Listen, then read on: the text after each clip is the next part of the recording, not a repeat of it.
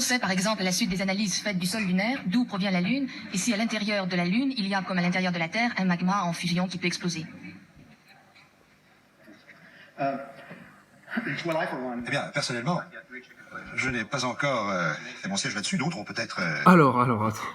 Tu vois, le genre de contradiction fulgurante. Donc, ils ont développé sur le fait qu'on sait tout de la Lune, on a tout débranché, là, c'est bon, on a tout vu sur la Lune.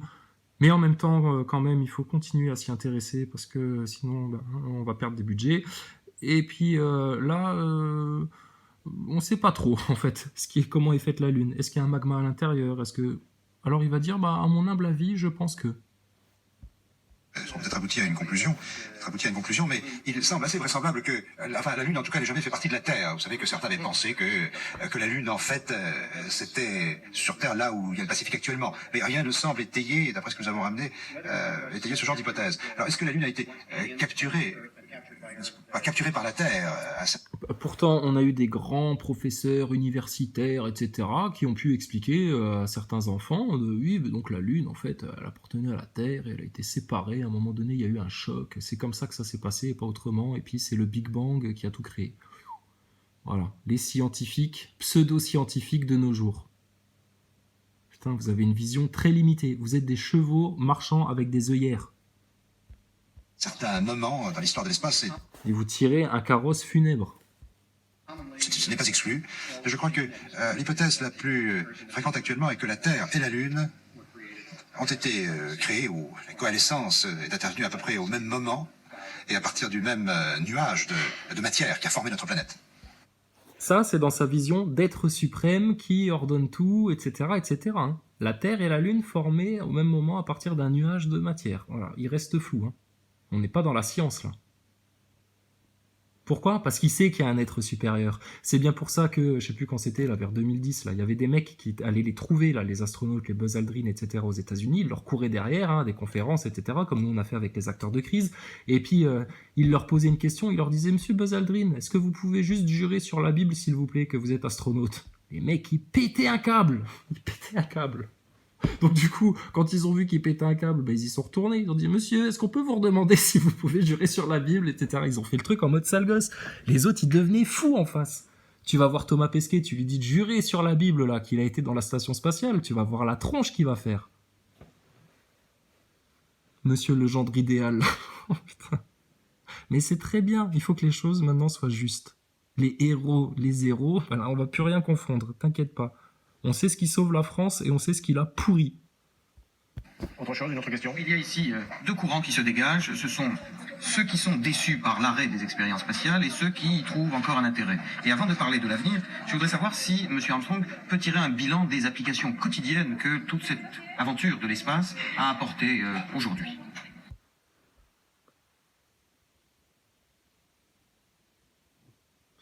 On peut poser la même question pour la station spatiale. Pourquoi on la pose pas? C'est quoi le bilan de la station? 0. Perte brute. Qu'est-ce qu'on fait avec ça?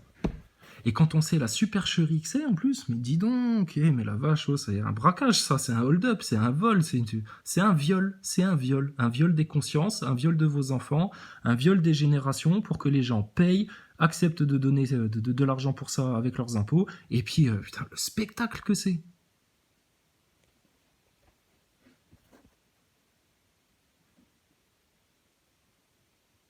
Et quand on écoute les adultes, les grandes personnes, ils nous disent « Mais si, mais vous êtes des fous, oh là là, c'est parce que vous êtes des fanatiques religieux que vous pensez comme ça. » Non, c'est parce qu'on est des fanatiques rigoureux de la science. Et que du coup, on a constaté des faits qui sont impossibles. Et qui prouvent qu'ils nous mentent. Mais ouvertement, c'est un crachat en pleine conscience.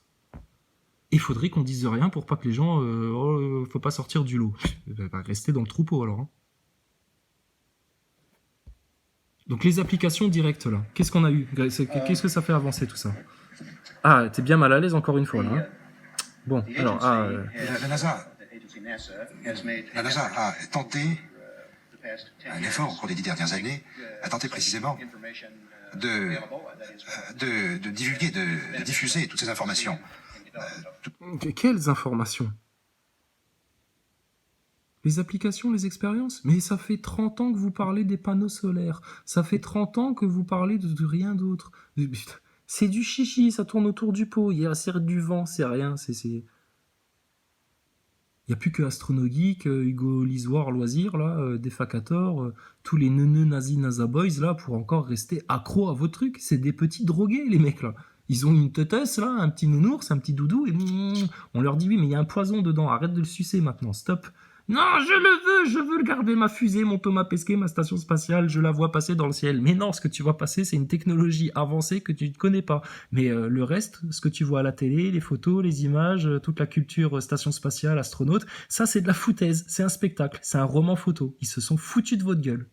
Ça a coûté des milliards. Et ça, faudrait pas le dire. Ah bah putain, le CNT, je te garantis que s'il y a un truc sur lequel on les lâchera pas, c'est de mettre ce sujet-là sur la table. Ça, les acteurs de crise.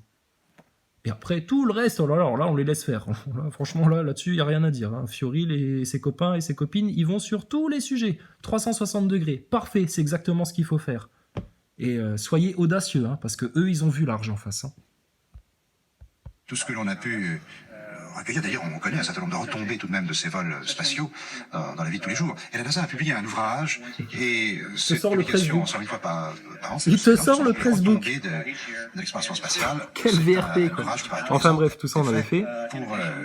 pour l'espace. En plus, la NASA fournit un service qui permet de... Ah, il y a un service après-vente. On peut les appeler. Alors vas-y, qu'est-ce qu'ils nous fournissent la NASA? Parce que si on veut appeler Microsoft par rapport au vaccin, on peut le faire ou pas déjà? donner des réponses à des gens qui ont des questions particulières, des questions qui concernent la mise au point de nouveaux produits. Ah bon, d'accord. Donc la NASA, le SA répondent à des questions de... Oh, bah écoute, nous on a plein de questions. Pourquoi ils y répondent pas? Pourquoi ils se cachent? Pourquoi ils comptent sur la culture des nazis NASA Boys comme Stardust et Astronogeek pour empêcher à ces questions-là de sortir dans le peuple? Question. Non mais plus, tu sais pourquoi on joue les beaufs en fait? C'est pour leur foutre la honte en plus de se faire ramasser scientifiquement par des beaufs du peuple. Ah, ça fait plaisir ça. Si, c'est une carotte, ça. C'est une carotte à la Coluche qu'on leur met. Des questions qui se posent sur le plan industriel. Donc on peut, l'industriel peut aller voir la NASA et dire voilà, est-ce qu'il y a quelque chose que vous avez vous fait qui pourrait s'appliquer à mon propre problème? Et très souvent, la réponse est positive. Et ce Alors service de oui, la NASA, ça, oui, parce que j'ai eu un échange de commentaires avec le fameux mec qui prétendait faire des recherches avec l'ESA, etc. Et il disait oui, mais on leur pose des questions, on leur demande de faire des applications, et puis on surveille la recherche avec eux. Alors je disais, mais tu surveilles directement avec l'astronaute qui est dans la station pour tout le procédé de l'expérience, etc. Parce que là, ça m'intéresse, là. Et il a plus répondu. T'es énervé. Mais l'ESA, ils font des expériences avec eux. D'accord. Comment ça se passe? Les agences spatiales sont une couverture pour couvrir la vraie avancée technologique où ils sont poussés au taquet là, dans tous les Black Projects, là, du clonage aux armes à ondes, à tout ce que tu peux imaginer là. Non, on n'imagine pas trop, t'inquiète pas. Mais bref. Donc ils ont fait tout ça. Donc eux, tu leur envoies une expérience, etc., ils veulent t'épater, ils la font dans leur labo ultra avancé, ils te renvoient les résultats, tu te dis, waouh, ça vient de l'espace, il n'y a que dans l'espace qu'on peut faire ça. Et puis, eux, ils te disent, oui, c'est ça, tout à fait. Mais t'inquiète pas, des systèmes pour contrer ce que tu appelles la gravité, ils connaissent. Pour contrer le magnétisme, ils connaissent. Forcément. Et tout ça, toute leur supercherie là du spatial, ça ne sert qu'à servir de couverture pour pouvoir se garder ces technologies-là bien cachées pour eux, pour un jour pouvoir s'en servir pour se faire passer pour des dieux sur Terre. Regardez, c'est déjà vos dieux. Ils claquent des doigts, vous restez confinés chez vous avec Bobonne à la maison. Ils claquent des doigts, vous remplissez une attestation pour sortir de chez vous dehors, l'espace public naturel qui appartient à tout le monde. Ils claquent des doigts, ils te font peur, et puis ils vont bientôt faire tester tes enfants dans les écoles par les profs sans demander le consentement aux parents pour voir qui a le virus, qui a pas le virus. Tout ça sort ça. Et puis, etc., etc.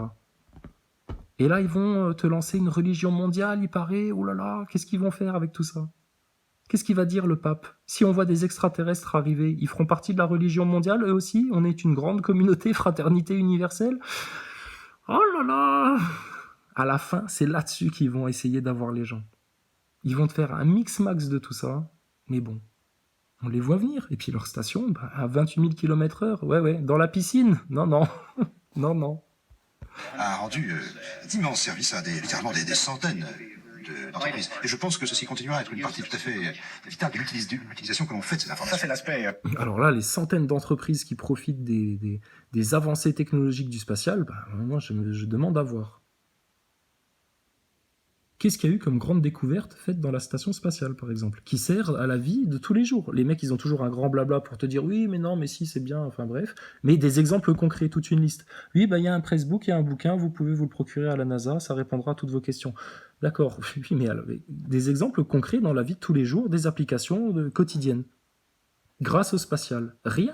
Parce que dans les années 50-60, quand vous faisiez votre propagande à coups de dessins animés, de petits feuilletons, de petites fictions américaines, là, eh ben vous vendiez que grâce à l'espace, grâce au futur, il y aura des robots pour ci, pour ça, il y aura des robots comme ci, comme ça à la maison, enfin, le futur, tu vois, le futur vendu à la génération d'avant.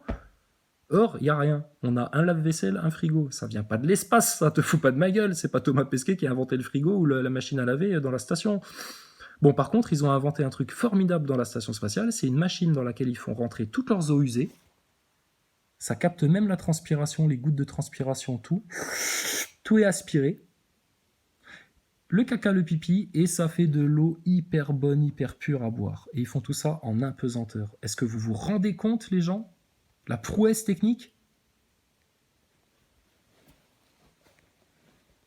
Ben, on peut la voir fonctionner sur Terre, ce truc-là.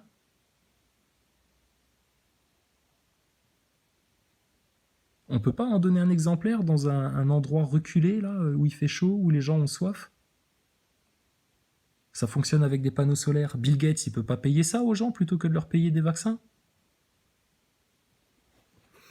Je crois qu'on s'est foutu de notre gueule hein, avec les fusées et les navettes, là. Bien comme il faut, hein. Bien comme il faut. Mais pour cacher quoi, alors? Ça, on le sait aussi. C'est l'aspect pacifique, si je puis dire, c'est l'aspect industriel, c'est le développement des technologies grâce à des crédits et à une sophistication de la recherche. Mais est-ce que il y a eu aussi, est-ce qu'il y avait la volonté d'avoir des retombées militaires, éventuellement? Les militaires et le spatial. Je ne pense pas que le programme Apollo en tant que tel ait fourni grand-chose sur le plan militaire. Voilà, donc pas du tout, parce qu'en fait c'est, comme vous l'aurez compris, une guerre de conscience, une guerre psychologique. Il faut mettre les gens dans un état de conscience. Donc il va te vendre l'espace, on y est arrivé, non, c'est pacifique, etc. La preuve, on a fait la paix avec les Russes, c'est grâce aux satellites qu'il n'y a plus de guerre, enfin, il t'idéalise l'espace. Aux armements, donc, de manière, c'est ainsi qu'on a pu garder une sorte d'équilibre et quand même certains éléments de contrôle et de vérification. Alors, il faut peut-être remonter 15 ans en arrière pour bien comprendre cette idée, même 20 ans en arrière. Il faut se rappeler quand même